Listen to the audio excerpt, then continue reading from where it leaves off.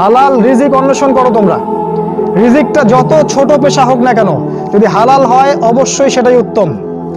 আর যত বড় পেশা হোক না কেন, যদি হারাম হয় সেটা তোমার জন্য জাহান্নামে যাওয়ার কারণ হবে। অনেক বড় পদ আছে কিন্তু সেখানে ঘুষ আছে, সুদ আছে, প্রতারণা আছে, সেখানে যাবে না। আল্লাহর ওয়াস্তে সেখান থেকে দূরে থাকো।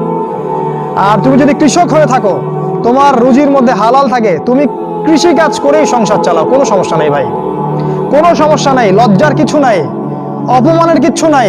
তুমি আল্লাহর কাছে প্রিয় বান্দা। আল্লাহ পাক বলেছেন, ইন্নাল্লাহা তাইয়্যিব লা ইকবালু ইল্লা তাইয়্যিব। আল্লাহ পাক পবিত্র, পবিত্র রিজিক ছাড়া তিনি গ্রহণ করেন না।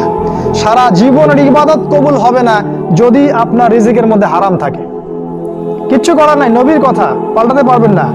সারা জীবন সুদ ঘুষ খেয়ে বছর বছর হজ উমরা করবেন আর হাজির সাহেব লকব লাগাবেন, ওইসব করে লাভ নাই আল্লাহর কাছে, কোনো লাভ নাই। ওইরকম হজ আবু জেহেলও করতে, জীবনে কিছুই করতে পারলাম না। কি করলাম জীবনে? নিজের পায়ে দাঁড়াতেই পারলাম। এই যে কনসেপ্টটা মাথার মধ্যে ঢুকিয়ে দিয়েছে, এটা ওই পশ্চিমাদের থেকে আসছে আর কি। পশ্চিমা থেকে দেশে দেশে, এই দেশ থেকে গভর্নমেন্ট এবং সমাজের মাধ্যমে সব যুবকদের মাথায় মাথায় জীবনে প্রতিষ্ঠিত হতে হবে, দাঁড়াতে হবে। এর মাধ্যমে আপনি কি বোঝাচ্ছেন?